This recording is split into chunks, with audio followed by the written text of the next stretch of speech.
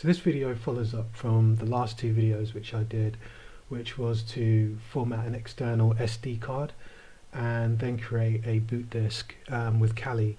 And I also set up headless, so that way we have an automated login into Kali on the Raspberry Pi, and it also automatically connects to Wi-Fi. So because it's connected onto Wi-Fi, we're not using a monitor and a keyboard. We need to find a way to find that IP address.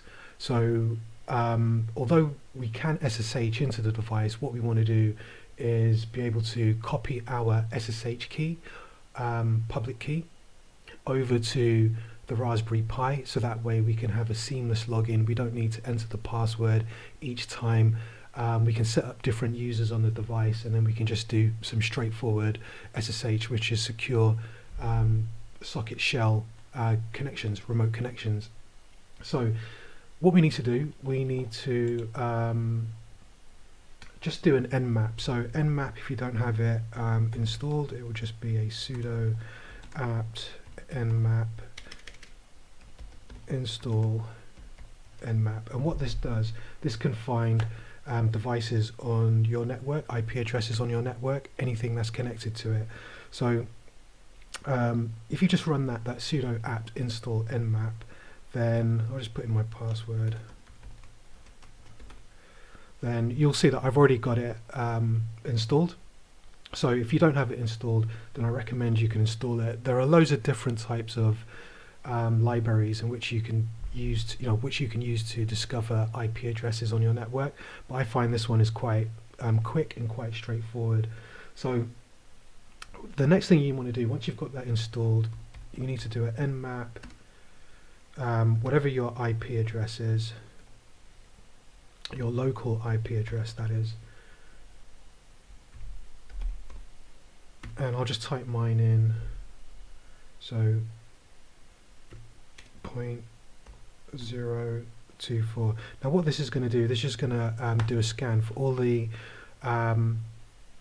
devices which are on your network, and once I've done that scan, then I can find the one which belongs to the Raspberry Pi, which is now connected. So I'll just let that run. Okay, so that's now run, and I can see the Kali Linux. So here we have Kali, and I've got the IP address over here. So what I can now do, I can copy that IP address. So I just copy it,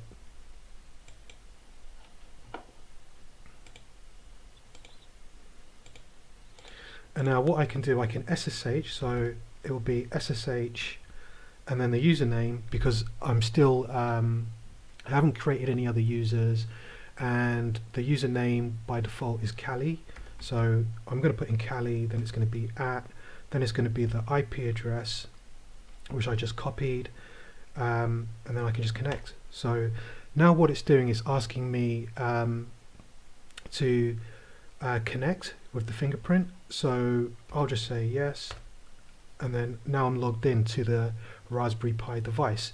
So here you can see the prompt in my terminal. So password. Okay, I'll just put the password in. So I haven't changed the password yet. Okay, now I'm logged in. So here you can see the prompt, which is Kali at Kali, and now I'm logged into the Raspberry Pi device. Right, so the first thing I want to do now that I'm logged in is change the password. So that's the absolute first thing I want to do, because you don't want to have the default password. You just want to make sure that you've got one which is unique to you. So if I just put in PASSWD, and it's asking me for the current password, which I know is Kali, and then I'm going to put in one which I want to newly create.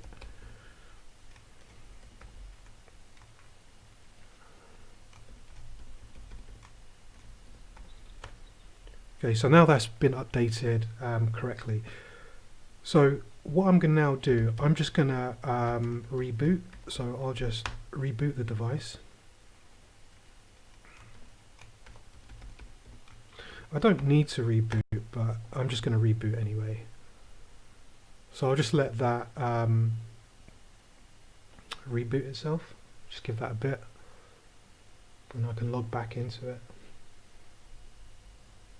Okay, so now the device is rebooted, I can now log back into it via SSH. And I'll just put in the password, the newly created one, which I updated.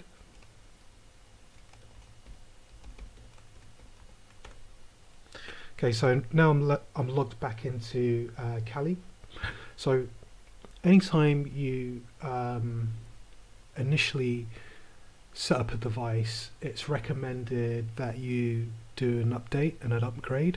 So that's usually the first thing that I do, and then the second thing that I do is just install essential libraries that I normally use, and then finally the next thing that I'm going to do after that will be, set up the SSH as it should be.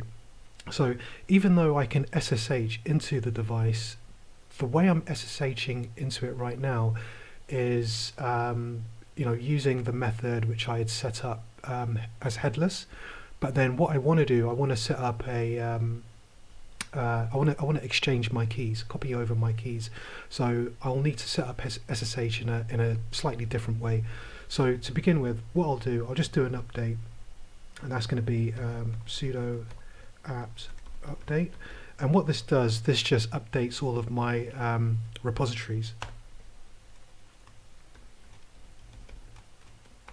So that way, when I'm installing libraries, installing software, then it's going to be all up to date. It's not going to be out of date. So this is fairly quick, but the next thing that I'll do will take some time, which is going to be an upgrade.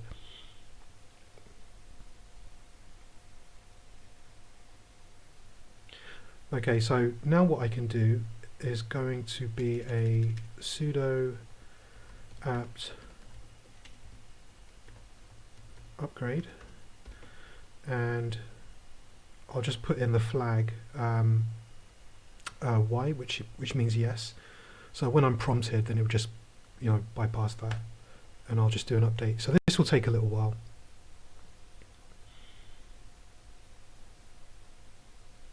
So I'll just let that run, and then I'll probably fast forward this. So I've fast forwarded through the upgrade. It does take a little while to do. And so the next thing that we can do a sudo apt auto remove. Now after the upgrade, what this does is just going to get rid of any libraries that we're not using. So it just sort of cleans things up a bit. So sudo apt auto remove, and that gets rid of that. Oh, just put in the password.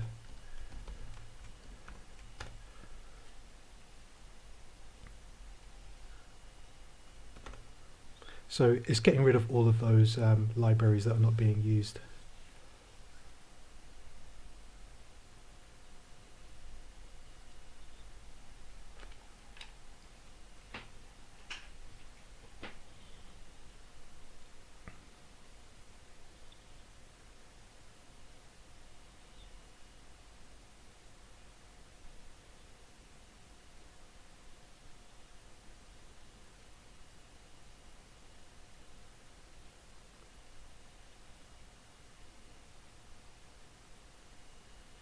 Okay, so the next thing that I want to do is install some software.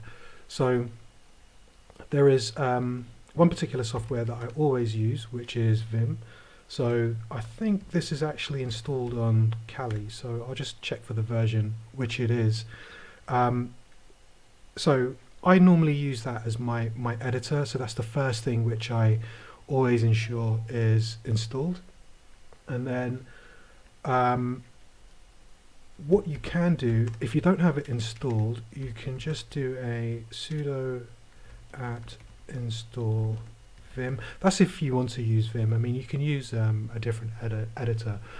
Most people don't use Vim. They use Sublime Text or some other editor, but I just prefer to use Vim. And then also what I do, once I've installed it, I always make sure that it's my default.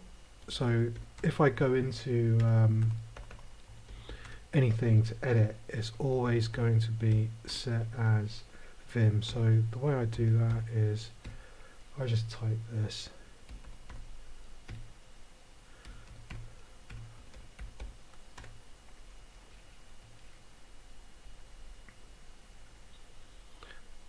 Bit of a mistake there, so that is sudo update alternatives. Okay, so that's now updated, and I'll just clear the screen.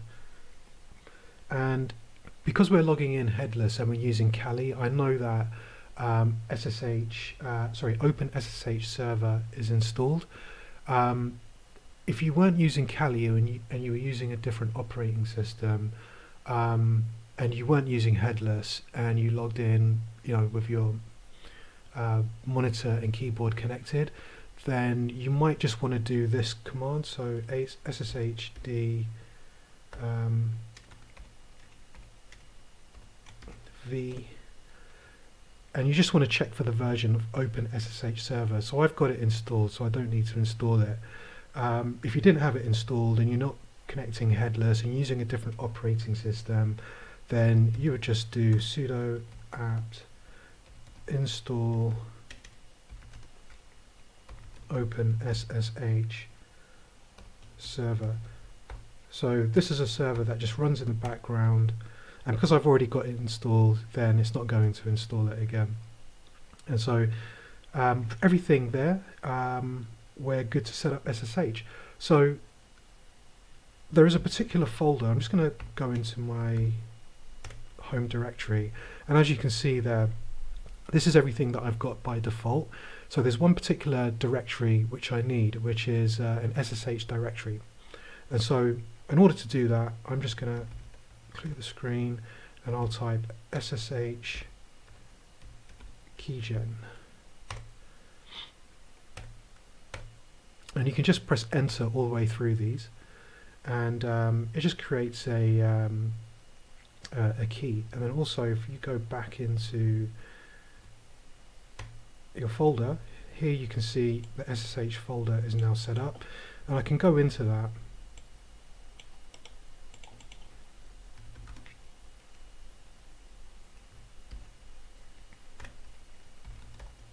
and you'll find that there are some folders in there, or some files. So I've got ID RSA, and then I have ID RSA .pub. So this is my public key, and this is the key which I copy over to other servers. You're looking at the public key on the Raspberry Pi, and so I've got the same key on my local. And so what I want to do is copy that particular key over to the Raspberry Pi, so that way I just have a seamless login, so I don't have to be prompted for a password each time. So if I just clear the screen and then come out of that directory, I can just come over to this this one. So here I am logged in as Kali, and then here I am on my local. So in order to copy over the key, all I need to do is do a cat home directory .ssh id underscore rsa dot public key pipe ssh, and it's going to be Kali at my IP address for my Raspberry Pi, and if you can't remember what the IP address was, you can also do this. So where I'm still logged into Kali, I can just do an ifconfig. And again, if you're using a different operating system, you don't have ifconfig installed, you can also install it with sudo apt install nettools, and that will install ifconfig. And by running ifconfig, it will then give you your connected devices. So here you've got Etho1, that's just Ethernet 1, sorry, Ethernet 0. So here you have Ethernet 0, you've got local, and then you've got WLAN 0. So local will always be 127.0.0.1, you'll always encounter using that. I don't have a physical connection going into the Pi. If I did, then I would see an IP address here. But I do have my WLAN connected, and here I can see the IP address. So if you've forgotten your IP address, you can just take it from there. So I'll just clear this screen. And I'll go back over here. So I'll just put in my IP address, and the rest of it is going to be cat arrow dot SSH, and I'm going to copy it over to my authorized keys. Alright, always make typos, so I'm just checking that to make sure that is correct. So pipe SSH Kali, which is the root default user. Okay, IP address, cat. Okay, so we're good to go. So now it's asking me for the password. I'll just put the password in, and that should be copied over. Okay, so I put it in incorrectly, so just do that one more time. Okay, so I've got a mistake there, so that should be a dot, and I'll just put the password in once again. So that's now copied over. So I'll just clear that, and I'll just exit Kali. So I've now exited that, clear it, and I'll just show you now. So it's not going to prompt me for the password. So yeah, that's all good. I'm now logged in. So I'll just clear that once more. At this point, I'll also recommend that you could create a new user. So create another user account, and then you can start using that. Do whatever you want to it. You know, then you can log in as root Kali. You can drop that new user if you need to, create a new one. And also you might want to change the host name of the device, so give it a unique device name, and when we build our cluster, then you'll see how that comes in handy. Alright, cheers.